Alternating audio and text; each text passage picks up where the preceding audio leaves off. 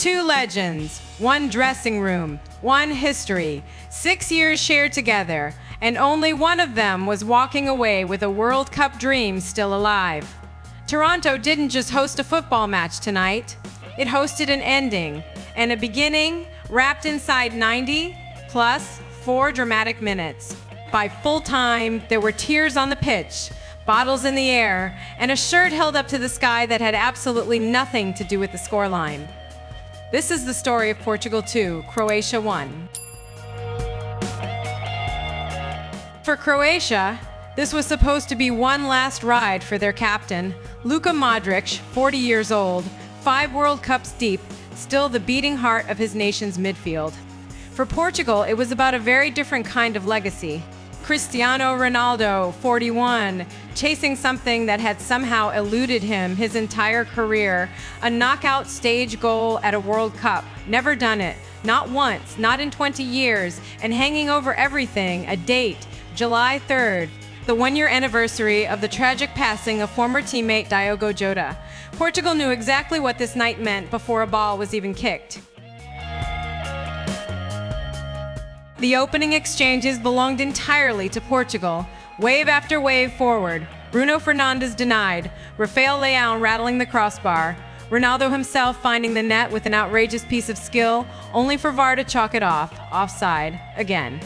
Croatia dug in, defended for their lives. Dominik Livakovic kept pulling off saves that had no business working. 45 minutes gone. Scoreline, nothing. But make no mistake, this match was already a war. Then, the 53rd minute. Ivan Perisic, ice in his veins, finishes clinically to send the Croatian end into pure chaos. It wasn't just a goal, it was a record. Croatia's greatest ever in this exact moment, on this exact stage.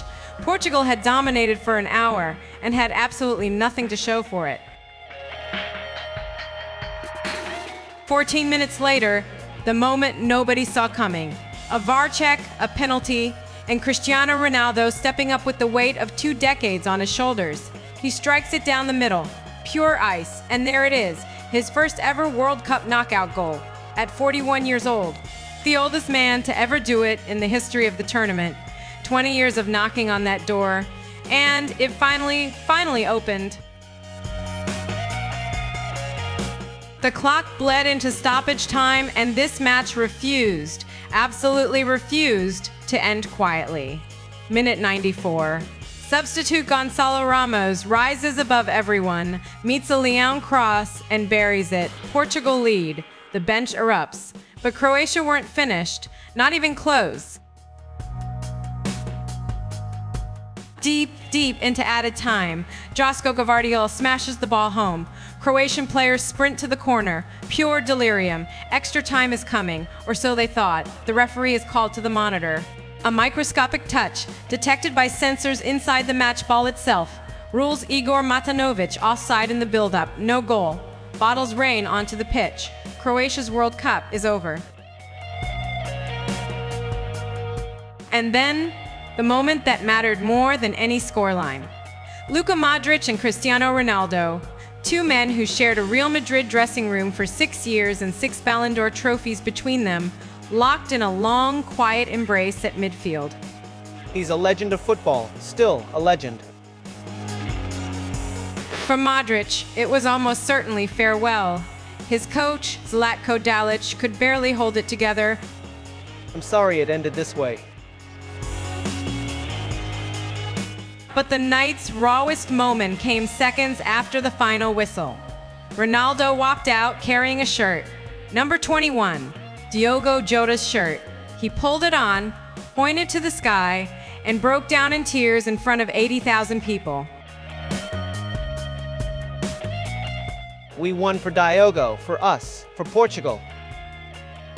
Portugal move on to face Spain in an all-Iberian showdown for the ages.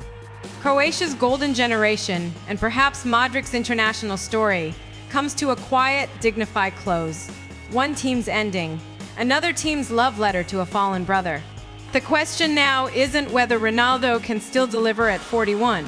The question is, how much more history does he have left to write?